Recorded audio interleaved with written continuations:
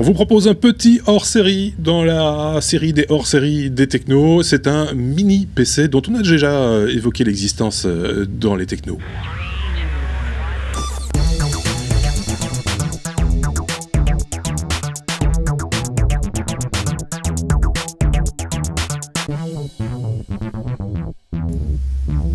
Et pour en parler, on va retrouver Marc d'un côté. Salut Marc. Et puis également Sébastien. Ce mini PC, tu l'as entre les mains, Sébastien. C'est grand comme, allez, on va dire une boîte de CD. Ouais. C'est un peu plus épais. C'est à peine 12 mm et un tout petit peu plus petit. 11 mm, c'est ça, d'épaisseur. 11 mm d'épaisseur, oui. Donc, en gros, juste assez pour la connectique traditionnelle, USB, HDMI, mini HDMI, me semble-t-il. Oui, l'alimentation, patati patata, un peu d'audio. C'est chinois. J'ai envie de dire. Alors, c'est chinois, c'est pas le seul. Il y a une autre marque, Pipo, qui ont fait, et donc c'est en train de mûrir sur la toile tout ce genre de petits trucs depuis que Microsoft a annoncé qu'ils balançaient des Windows 8 gratos si vous mettiez des Bing dessus. Donc tous les Chinois ont couru sur l'offre, et Intel avec toutes leurs offres Atom a réussi aussi à pas mal s'imposer. Donc on se retrouve avec des grands noms, hein, parce que donc ces voyous, personne n'a jamais entendu parler, mais on a les logos Intel et on a le logo, alors je vais montrer, on a le logo Windows 8 dessus, et on a le logo Intel derrière si ma caméra veut bien faire le point, mais on y croit. Donc on est dans quelque chose de tout à fait officiel. C'est pas les traditionnels trucs bidouillés qu'on peut trouver sur des sites chinois un peu bizarres. Voilà, avec des trucs pirates. Non, ici on a un mini PC, et d'ailleurs c'est super léger, hein, ce qui est assez étonnant, c'est que alors d'abord tu le déballes, hein, tu crois pas vraiment le truc, et en fait tu fais le tour et tu regardes que tu as effectivement un port USB sur le côté. USB 3 non, c'est de l'USB 2. Ah d'accord. Non, c'est parce que tu vois une lumière dessus que tu as l'impression que ou qu'il est bleuté, ou enfin qu'il donne l'impression. Mais il est bleuté parce que en fait je viens de l'allumer, et que donc tu as la LED devant parce que le truc a une batterie. Ah ok, en plus. Donc là maintenant il y a la machine qui est allumée. Super. Donc c'est drôle. Et donc là j'ai un PC qui tourne dans les mains. Ouais. Ce truc est tout petit, et donc il y a encore à l'arrière il y a le port HDMI, il y a de quoi mettre une carte, une micro SD, deux ports USB et un jack audio, et c'est tout. D'accord. Et c'est alimenté par un micro HDMI, donc un petit truc classique, un adaptateur comme vous avez pour votre téléphone. Et c'est tout ce que vous avez besoin pour faire tourner Windows 8. Alors capacité, c'est un disque SSD qui est dedans, enfin une mémoire SSD. C'est de l'eMMC, il y a 64 Go. 64 Go, d'accord, donc suffisamment pour installer Windows 8.1 sans devoir faire... Windows 8 est déjà installé, donc il y a 64 Go normalement de libre. Ah oui, d'accord. Ah ok. Non, enfin il reste pas 64 d'utilisable, a priori, j'ai pas vérifié, mais c'est 64 pour le disque, moins probablement la moitié pour Windows 8. Ah quand même, donc oui. Probablement une vingtaine, 25 Go. Ok, mais même, admettons qu'on ait 32 Go de libre, ça reste quand même, pour la taille de la machine, tout à fait raisonnable. C'est très raisonnable, et tu peux mettre des cartes micro SD jusqu'à 128 Go. De toute façon, tu as des ports USB, donc si tu veux mettre un disque externe, des clés, t'as des clés USB qui font 64 Go et qui ont la taille d'un dé à coudre, quoi. Donc, alors ce qui est très étonnant sur la machine, parce qu'on tout de suite quand on l'a déballé, Marc et moi au bureau, on se dit ça tourne vraiment ce truc, c'est fluide. Alors on a branché une souris, un clavier, et en fait on l'a mis sur mon écran et ça tournait comme une bonne machine, quoi. Enfin, bonne machine, faut pas non plus espérer à jouer jeux vidéo dessus à 200 frames secondes, hein. C'est un truc qui est quand même limité, hein, parce qu'il y a 2 gigas de mémoire seulement. Et après le processeur, je sais pas, le Z375 quad-core, je sais pas quelle fréquence ça, Marc, c'est peut-être... c'est du 1.6 GHz ou du 1.8. Mais c'est la dernière génération, c'est les Atom Bay Trail, donc ce sont des processeurs assez économes en énergie, assez performants vis-à-vis de leur empreinte. Et puis l'avantage, c'est de l'anti-vent passif. D'accord. Oui, il n'y a pas le moindre ventilateur. Ce truc, Ce truc a du Bluetooth, ce truc a du Wi-Fi. Il n'y a pas de l'Ethernet. Si vous voulez de l'Ethernet, c'est à vous de brancher l'USB dessus. Donc un adaptateur USB. Mais des machines bien plus chères, non plus d'Ethernet non plus. Je pense au MacBook Pro par exemple. C'est un peu dépassé quoi.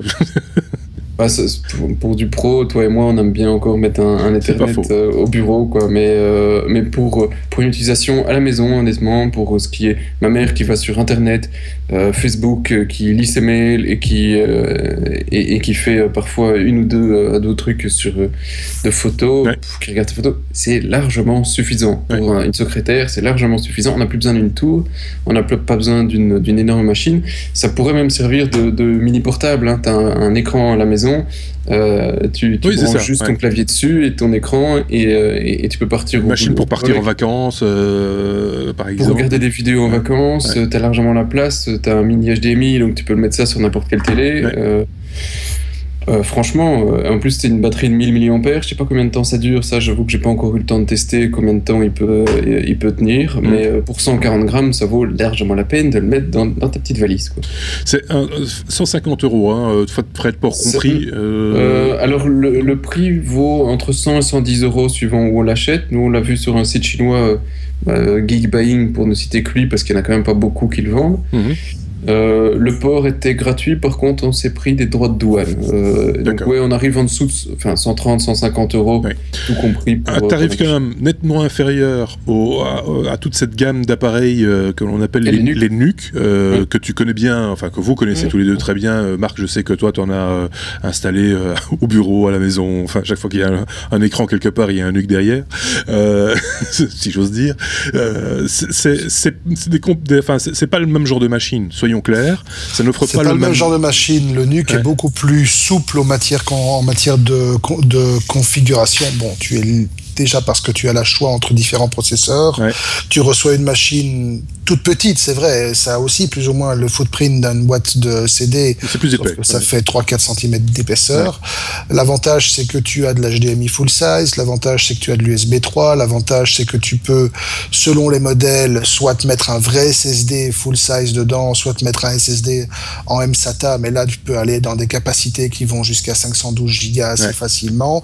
Tu as de vrais Ethernet gigabit, et donc c'est vrai que ça reste une machine plus axée sur le professionnel, on va dire. Le Voyo, ici, c'est la machine idéale pour monsieur tout le monde, qui a pas envie de s'embarrasser avec une grosse bécane, qui a juste envie d'avoir un écran, ce genre de petit bidule collé derrière, avec juste la sortie en HDMI, et c'est tout. Et on a une machine qui est utilisable à 100%. Il y a des trucs qu'on n'a pas encore testés, mais qu'on testera, c'est par exemple faire simplement une communication Skype. C'est le genre de... Parce qu'on souvent on dit, c'est une machine qui peut faire ceci, cela, mais communiquer, c'est aussi important quand on a un ordinateur, c'est aussi un objet communicant, et une communication Skype, c'est bien quelque chose de gourmand, on va dire, c'est la communication vidéo via Internet. Ce sera l'occasion de voir si effectivement elle supporte la chose. Il faut quand même préciser qu'au moment où Seb et moi nous l'avons essayé à notre bureau, on a quand même, avant d'aller sur YouTube et de lui faire jouer de la vidéo Full HD qu'elle encaisse nickel, ça il faut le dire, on a quand même essayé de surfer simplement avec Internet Explorer embarqué sur quelques sites lourds en images. Tu sens qu'elle mouline un peu. D'accord. Donc, tu sens que franchement, c'est pas le tout dernier Core i7 super réactif. Oui, et puis ce problème de RAM aussi. Voilà, tu n'as que 2 Go de RAM, ça peut peser, surtout que Windows 8, hélas, même dans le 8.1, n'est pas connu pour être hyper optimisé en matière de gestion de mémoire. Et d'autre part, au niveau image, le GPU ne doit pas non plus être un foudre de guerre. Je crois qu'ils ont récupéré grosso modo l'équivalent d'un Intel HD 3500, un truc du style. C'est ça. Et Intel Gen 7, je sais pas ce que ça vaut maintenant. Ce que ça représente. Donc c'est un peu. Pour les vidéos, ça marche très bien, parce qu'effectivement, pour le web, ça ramouillait un tout petit peu. Donc voilà, c'est pas non plus une machine de guerre. Ça vaut 100 €, rappelons-le, quoi. Bien sûr. Par contre, au niveau vidéo, ça donnait pas mal. On a regardé YouTube, ça ramait pas. Et ils disent qu'ils peuvent effectivement regarder, y compris des vidéos 4K. On n'a pas poussé le vice à essayer des 4K, faut pas non plus déconner.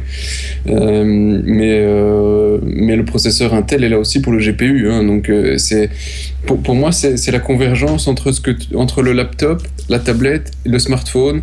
Voilà, t'as un truc entre les deux qui te permet d'avoir un PC complet. Ça, les performances d'un smartphone aujourd'hui pourraient très bien faire un PC complet, si on voulait. Voilà, là c'est un peu la même chose, sauf que tu as et sur lequel on va pouvoir installer toutes les applications compatibles Windows 8, donc ça fait quand même un parc d'applications assez important, hein, faut le rappeler quand même. Donc c'est plutôt bien vu, quoi. Et on est sur une configuration, je pensais à ça tout d'un coup parce que j'en ai en face des yeux, un ancien Mac Mini d'il y a 5-6 ans, en gros, hein, quand on parle des spécifications, et c'est des machines qui tournent encore aujourd'hui du feu de Dieu. Donc voilà. Mais... Et ça coûtait un peu plus cher. Et ça coûtait un bonbon, effectivement. Mais enfin, ça, c'est un petit peu le marché qui évolue comme ça aussi, hein. Il faut être clair qu'un ordinateur portable d'aujourd'hui n'a pas le prix d'un ordinateur portable d'il y a 5 ou 10 ans. Donc tout ça, tout ça évolue, mais plutôt dans le bon sens, pour le coup, et dans ce cas-ci. Rappelle-moi le nom de l'engin, c'est le Voyo. Alors, c'est le Voyo, mais il y a un truc équivalent chez Pipo, sauf que le Pipo n'a pas l'air très stable, d'après les derniers tests que j'en ai lus. D'accord. Alors pour moi, c'est les premiers d'une longue série, parce que je pense que ce genre de petits bitoniaux vont faire un peu de dégâts dans les marchés dans les prochains mois, dès qu'il y a un grand acteur qui va s'y intéresser. C'était ma dernière question, et peut-être en guise de conclusion, je ne sais pas si vous avez des informations là-dessus, mais est-ce qu'il se peut que ce type d'objet, de cette marque-là ou similaire, se retrouve sur le marché, dans nos grandes surfaces, dans un délai plus ou moins respectable? Pour moi, dans les grandes surfaces, chez nous, pas encore. Il n'y a pas encore assez de demandes. C'est un peu comme les tout premiers PC... j'allais dire les tablettes PC, mais non, les e-books. Oui. Les tout premiers e-books, on a eu les premiers geeks qui ont acheté ça un peu en Chine, et puis après on a eu une première marque, c'était Asus qui avait fait son truc avec un écran ridiculement petit, et puis tous les constructeurs ont vu, mais merde, il y a un gars qui vend un mini portable avec un écran, c'est quoi cette connerie? Et ils en ont tous fait. Oui. Je pense qu'ici on risque d'avoir la même chose, parce que ça peut avoir plein d'utilisations, de par son prix. C'est ça, oui. Parce que c'est 100 balles. C'est 100 balles, enfin un peu plus quand même avec les taxes, on l'a dit, on va pas le répéter. Il y a juste encore un détail que permet, par exemple, on a parlé des ordinateurs de petite taille, on va généraliser, hein. C'est un berceau pour le coller au cul d'un écran. Vous voyez ce que je veux dire? Oui, un mount VESA. Oui, c'est ça. Donc, qui permet de le planquer à l'arrière d'un écran. Ça, par contre, il n'y a pas. Il va falloir bricoler un brol pour pouvoir le... Oui, c'est ça, un morceau Chatterton. Non, mais simplement, effectivement, un truc un simple double face avec oui, c'est vrai. Ça fait 100 grammes, hein, 140 grammes ce truc. Hein. Oui, c'est ça. Donc un vrai gros Velcro pro, et le tour est joué, quoi. Donc on a fait le tour de cette question. Merci beaucoup, les amis. Et si vous avez un retour d'expérience qui varie sur le produit, on en reparlera bien entendu dans les technos. Merci à vous. À très bientôt. À très bientôt. Salut.